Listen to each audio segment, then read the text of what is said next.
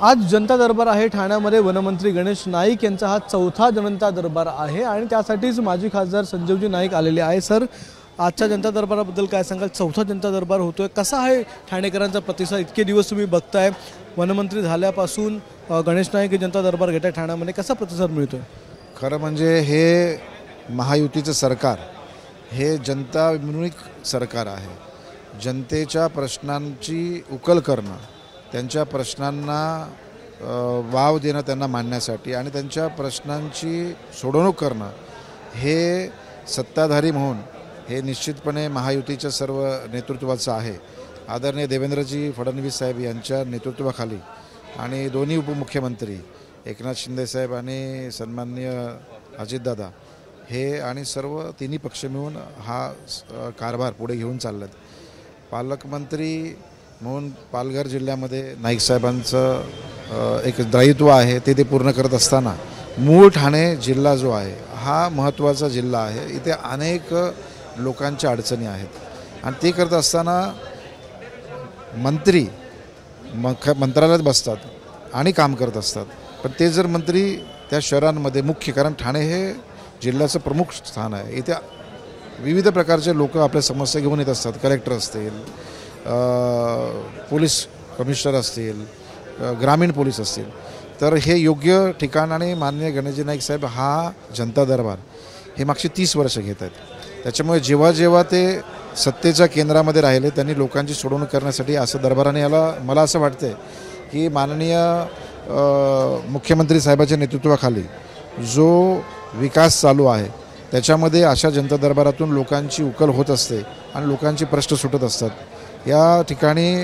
नुसतं ठाणे शहरातूनच लोक येत नाहीत, तर या ठिकाणी भिवंडी, मीरा भाईंदर, बाजूला असेल उल्हासनगर, अंबरनाथ, सर्व ठिकाणून लोक येतात। पण कुठे ना कुठे या जनता दरबार जेव्हापासून हा जनता दरबार घ्यायला सुरुवात झाली तेव्हापासून शिवसेनेकडून आक्षेप घेण्यात आले सुरुवातीला की ठाण्यामध्ये जनता दरबार घेण्याची गरज नाही आहे। मग शिवसेनेच्या लोकांनी, त्यांच्या मंत्र्यांनी पालघरमध्ये जनता दरबार घ्यायला सुरुवात केली, नवी मुंबईमध्ये जनता दरबार घ्यायला सुरुवात। तर कुठे ना कुठे ठाण्यामध्ये महायुतीमध्ये जो काही वाद सुरू झाला त्याची सुरुवात जनता दरबारपासून झाली असं वाटतं का?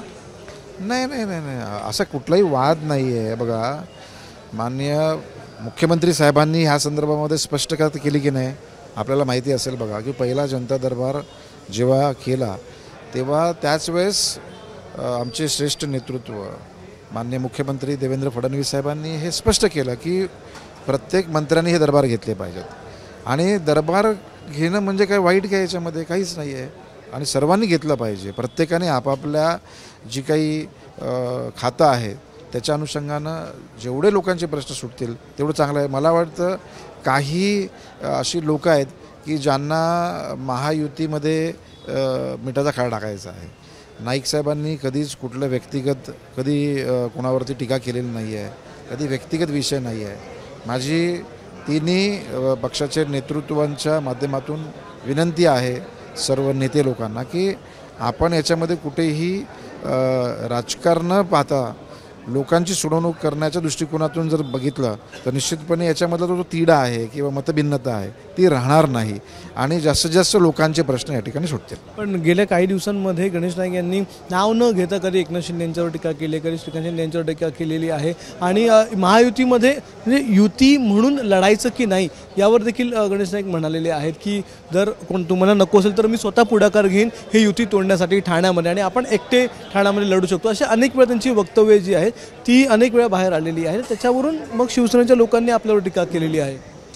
खरं म्हणजे नाईक साहेबांनी कधीच आजपर्यंत कुठल्याच नेतृत्वाचं नाव घेतलं नाही। तुम्ही मला दाखवा, तुम्ही आता इतकी वर्ष पत्रकारिता करतात। गणेश नाईकांना या राजकारण समाज क्षेत्रामध्ये 50 वर्ष झालेली आहेत आणि व्यवस्थितरित्या लोकांचा आणि कोणाचा अपमान करण्याचा त्यांनी कधी असा विषय नाही आहे।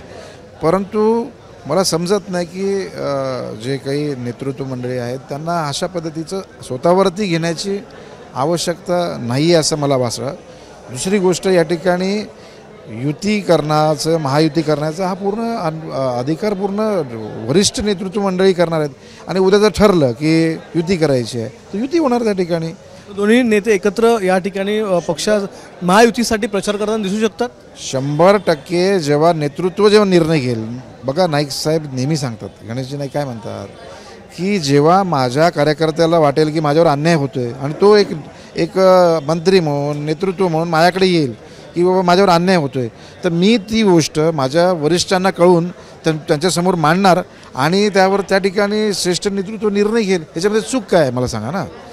आज याच्यामध्ये चूक काहीच नाही आहे. शेवटी निर्णय हे वरिष्ठ नेतृत्वच घेणार आहेत. परंतु माध्यम जे आहे, आज ठाणे जिल्ह्याला मंत्री BJPचे गणेश नाईकच आहेत, पालघर जिल्ह्याला गणेश नाईकच आहेत. त्याच्यामुळे जर कार्यकर्ता, नगरसेवक, पदाधिकारी जेव्हा त्याला असं वाटतं की बाबा माझ्यावर अन्याय होतो आहे या महायुतीच्या याच्यामध्ये, आणि लोकशाही आहे ना, याच्यामध्ये लोकशाहीमध्ये प्रत्येकाला मत मांडण्याचा अधिकार आहे, पण जे नेतृत्व, जे श्रेष्ठ नेतृत्व जे आहे, वरिष्ठ पातळीवरचे आहे, ते जेव्हा निर्णय घेतील तो निर्णय सर्वांना मान्य असणार नाही. हे आम्ही वारंवार सांगितलेलं आहे.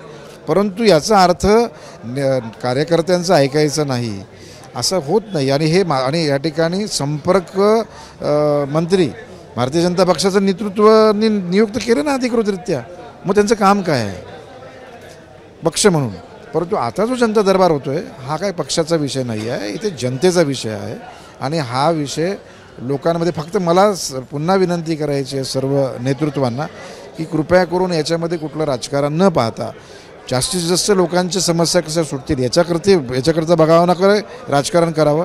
आणि जेव्हा राजकारण करायचं असेल ना तेव्हा करून राजकारण आपण, पण आत्ता कशाला घाई करायची असं माझं म्हणणं नाही. असं आमच्याशी बातचीत केलं होतं. तर लवकरच ज्यावेळी महायुतीकडून इथे सांगण्यात येईल, जर श्रेष्ठ पक्ष नेतृत्वाने सांगितलं, श्रेष्ठने सांगितलं की एकत्र लढायचं, तर आम्ही नक्कीच एकत्र लढू.